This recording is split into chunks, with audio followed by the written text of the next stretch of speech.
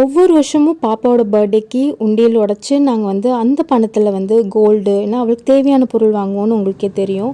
So first பார்த்தீங்க அப்படின்னா நாங்கள் வந்து அவளுக்கு ஒரு கிராமில் வந்து கம்மல் வாங்கியிருந்தோம். அதுக்கு அடுத்து பார்த்தீங்க அப்படின்னா அடுத்தடுத்து நான் பணம் சேர்த்து வைக்கும்போது வந்து அவளுக்கு வந்து செயின் வாங்கியிருந்தோம். அதுக்கப்புறம் ஏசி வாங்கியிருந்தோம். லாஸ்ட் இயர் பார்த்திங்கன்னா ஏசி வாங்கியிருந்தோம். ஸோ லாஸ்ட் இயர் வந்து ஒரு 31,000 கிட்ட வந்து அவள் சேர்த்தி வச்சுட்டா. ஸோ எனக்கு ஏசி வேணும்னு சொல்லும்போது நாங்கள் வந்து ஏசி வாங்கி கொடுத்துருந்தோம். இந்த சம்மர் ஃபுல்லாகவே பார்த்திங்கன்னா நாங்கள் ஏசிலேயே தான் இருந்தோம். ஏசி மட்டும் இல்லைன்னா என்ன ஆயிருப்போனே தெரியாது. ஸோ அவ்வளோ தேங்க்ஃபுல்லாக இருந்தோம் நானும் என் ஹஸ்பண்டும். பாப்பா ரொம்ப தேங்க்ஸ்மா ஏசி வாங்கி கொடுத்ததுக்கு அப்படிங்கிற மாதிரி இருந்துச்சு. ஸோ இந்த வருஷம் நாங்கள் வந்து உண்டியல் உடைக்க போகிறோம். ஸோ எப்போவுமே பார்த்திங்கன்னா அவள் பர்த்டேக்கு ஒரு வாரத்துக்கு முன்னாடியே வந்து நாங்கள் உண்டியல் உடைச்சிருவோம். ஸோ அந்த அமௌண்ட்டில் என்னென்ன வாங்கணுங்கிறது ப்ரீவியஸாகவே டிசைட் பண்ணிடுவோம். அவள் படிப்புக்கு தேவையானது வேணுமா இல்லை அவளுக்கு ஏதாவது சேவிங்ஸ் மாதிரி வேணுமா அப்படிங்கிறது. ஸோ ஜூலை மாதம் வந்தாலே ரொம்ப எக்ஸைட்மெண்ட் ஆயிடுவோம். ஸோ இன்னும் ரொம்ப வெயிட் கம்மியாக இருக்கே, வாங்க உடச்சி பார்த்துடலாம் இதில் எவ்வளோ இருக்குது அப்படிங்கிறது. இந்த வருஷம் பார்த்திங்க அப்படின்னா நாங்கள் ரொம்ப யூஸ்ஃபுல்லாக இருக்கிறது தான் வாங்கணும் அப்படிங்கிறது ஒரு பிளானில் இருக்கோம். ஒவ்வொரு வருஷமும் நாங்கள் இந்த உண்டியல் உடைக்கும் போது அந்த வீடியோஸ் பார்க்கும்போது எனக்கே தெரியுது அவளோட க்ரோத் ரொம்ப டிராஸ்டிக்காக அவளுக்கு சேஞ்ச் ஆகிட்டே வருது. ரொம்ப குழந்தைங்க வளர வளர பார்த்திங்கன்னா அவங்க அடுத்தடுத்த கிளாஸுக்கு போகும்போது வந்து அவங்களோட தேவையும் வந்து பார்த்திங்கன்னா அதிகமாகிட்டே தான் போகும். ஸோ இந்த உண்டியல் பார்த்திங்கன்னா நான் வருஷம் வருஷம் உடைக்கிறது வந்து தவறாமல் நான் அதை வந்து கடைப்பிடிச்சிட்டே இருக்கேன். ஏன் அப்படின்னா ஸோ அவங்களோட அந்த சின்ன நீடு இருந்தாலும் சரி, ஒரு 100 ருபீஸ்க்கு ஏதாவது சாக்லேட் வாங்கணும் பர்த்டேக்கு அப்படின்னாலும் இந்த உண்டியல் பணத்துலேருந்து அவள் யூஸ் பண்ணிக்கலாம் அப்படிங்கிற ஒரு தைரியம் வரும்.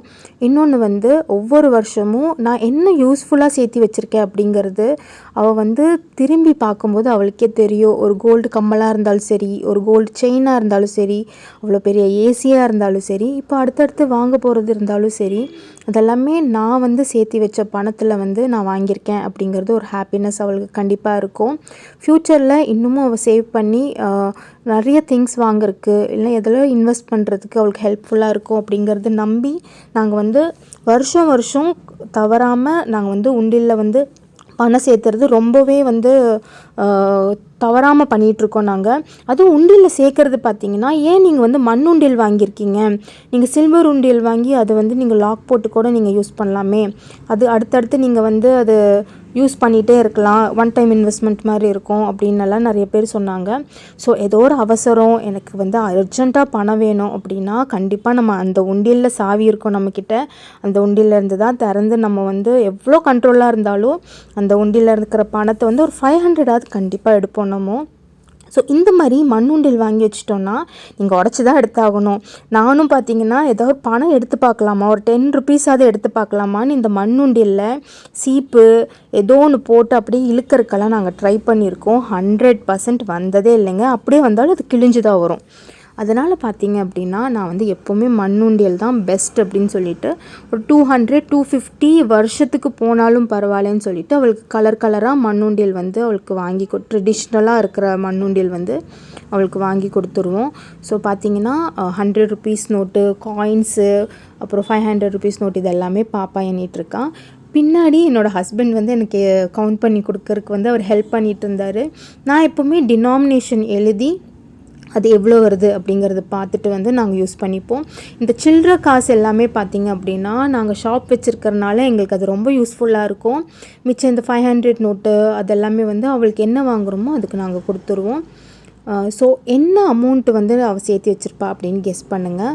ஸோ இந்த வருஷம் நாங்கள் என்ன வாங்க போகிறோம் அப்படின்னு பார்த்திங்கன்னா அவளோட ஸ்டடீஸ் ரிலேட்டடாக இருக்கிறது தான் வாங்க போகிறோம்.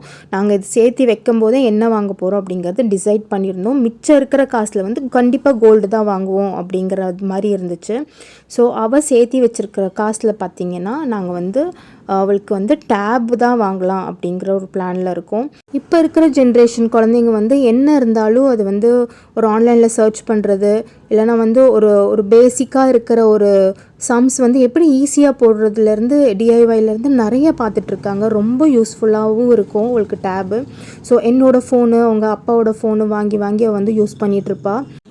அதுவும் அவங்க டீச்சர்ஸ் எல்லாம் பார்த்திங்கன்னா ஸ்டடி ரிலேட்டடாக எல்லாமே வாட்ஸ்அப்பில் தான் அனுப்பிட்டுருக்காங்க. அவங்க ஒர்க் ஷீட்டாக இருந்தாலும் சரி, ரிவிஷனுக்கு எதாவது அனுப்பணும் அப்படின்னாலும் எல்லாமே வாட்ஸ்அப்புக்கு தான் வருது. ஸோ அவளுக்கு வந்து ஒரு டேப் அந்த மாதிரி இருந்துச்சு அப்படின்னா ஸோ ரொம்ப யூஸ்ஃபுல்லாக இருக்கும் அவள் படிக்கிறதுக்கு. ஒரு கூகுள் சர்ச் பண்ணுறதுக்கு இந்த மாதிரியெல்லாம் ரொம்ப உங்களுக்கு யூஸ்ஃபுல்லாக இருக்கும்னு சொல்லிட்டு நாங்கள் வந்து டேப் வாங்கலாம் அப்படிங்கிறது தான் பிளானில் இருக்கும். ரொம்ப பேசிக் மாடலாக போடலாம் இப்போ ஸ்டார்டிங்கில் அப்படிங்கிறது ஒரு பிளானில் இருக்கும். அதுக்குள்ளே நீங்கள் சொல்லிடாதீங்க என்ன சின்ன குழந்தைக்கு டேபா அப்படின்னு. நிறைய வீட்டில் வந்து பார்த்திங்கன்னா ஸ்டடி ரிலேட்டடாக டேப் யூஸ் பண்ணிட்டு தான் இருக்காங்க. கண்ட்ரோல் பார்த்திங்கன்னா பேரண்ட்ஸ் கையில் தான் இருக்குது. நான் ஃபஸ்ட்டே அவகிட்ட சொல்லிட்டேன், இந்த மாதிரி 1 hour மட்டும்தான் ஸ்க்ரீன் டைமிங், அதாவது அவளுக்கு என்ன பார்க்கணுமோ அது ஒரு 1 hour மட்டும்தான் இருக்கும். மிச்ச டைம் எல்லாமே ஸ்டடி ரிலேட்டடாக இருக்கிறத மட்டும்தான் பார்க்க முடியும் அப்படின்னு சொல்லி தான் இந்த டேப் வாங்கி தரது. எல்லா டீலுக்குமே ஓகே மம்மி அப்படின்னு சொன்னதுனால தான் டேபுக்கு போயிட்டுருக்கோம்.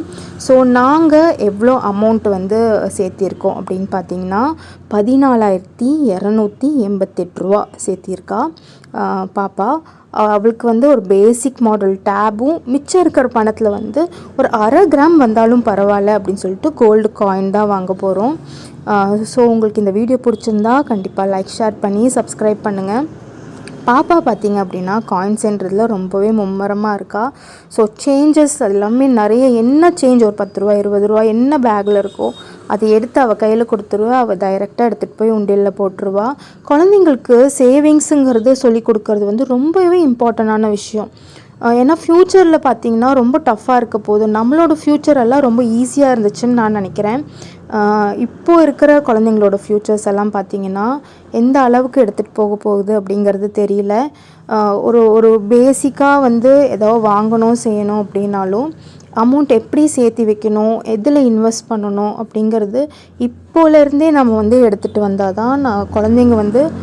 அதே மாதிரி நீங்கள் வந்து நிறைய எனக்கு கமெண்ட் செக்ஷனில் கமெண்ட் வந்தது பார்த்தீங்க அப்படின்னா, ஏன் நீங்கள் வந்து செல்வ மகள் சேமிப்பு திட்டத்தில் நீங்கள் போடல, போஸ்ட் ஆஃபீஸில் அமௌண்ட் போட்டு வச்சுருக்கலாமே, பேங்க்கில் போட்டு வச்சுருக்கலாமே, இந்த மாதிரி நிறைய வந்துருந்துச்சு. ஸோ இதில் எல்லாமே போடுறது பார்த்திங்கன்னா எனக்கு வந்து கமிட்மெண்ட். மாதம் வந்து இந்த அமௌண்ட் எனக்கு கண்டிப்பாக போய் போட்டே ஆகணும் அப்படிங்கிற மாதிரி இருக்கும். பட் நான் சேவ் பண்ணுறது என்கிட்ட இருக்கிற அமௌண்ட், உண்டியில் போடுற அமௌண்ட், பாப்பா கொடுக்குற அமௌண்ட், இது எல்லாமே ஏன் இஷ்டத்துக்கு நான் கொடுக்கலாம். ஒரு நாள் கொடுக்கலாம், ஒரு நாள் கொடுக்காம போகலாம்.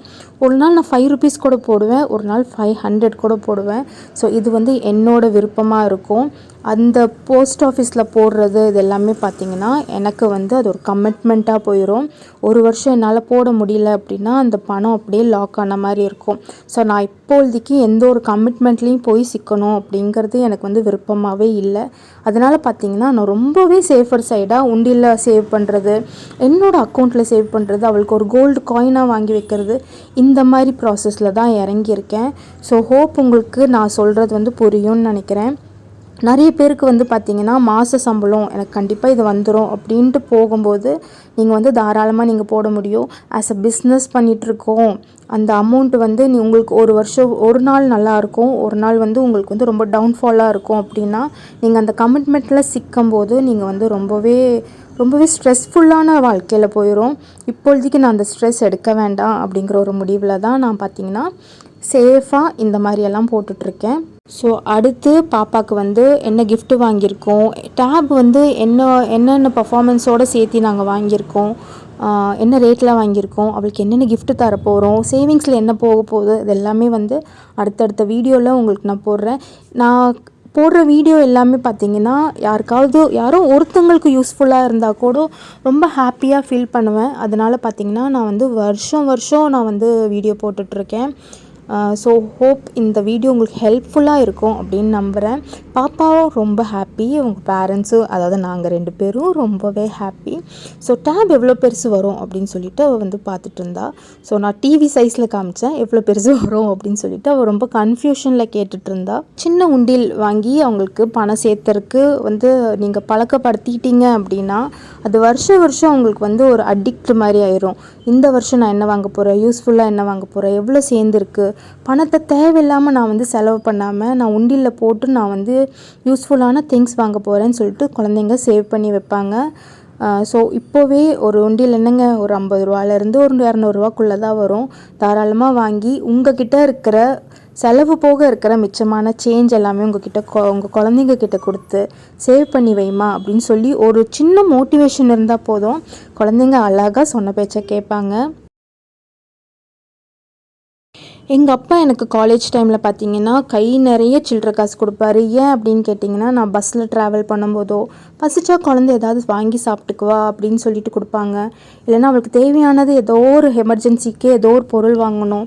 ஸோ இதுக்கெல்லாம் பணம் தேவைப்படும் அப்படின்னு சொல்லிட்டு அவர்கிட்ட இருக்கிற எல்லா அமௌண்ட்டுமே, சில்லறையாக இருக்கிற எல்லா அமௌண்ட்டுமே கண்டிப்பாக எனக்கு வந்து கொடுத்துருவாரு.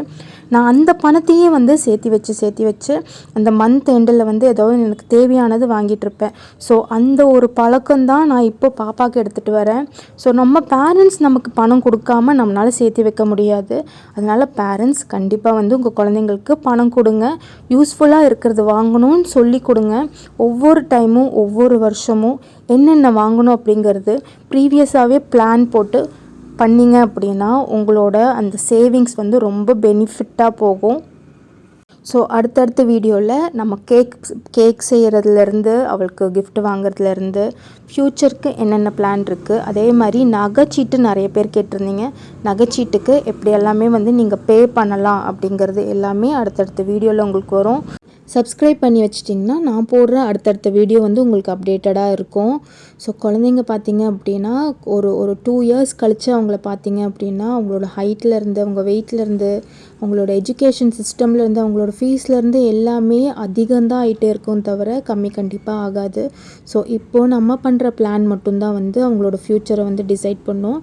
தேங்க்யூ. நெக்ஸ்ட் வீடியோவில் பார்க்கலாம். பாய்.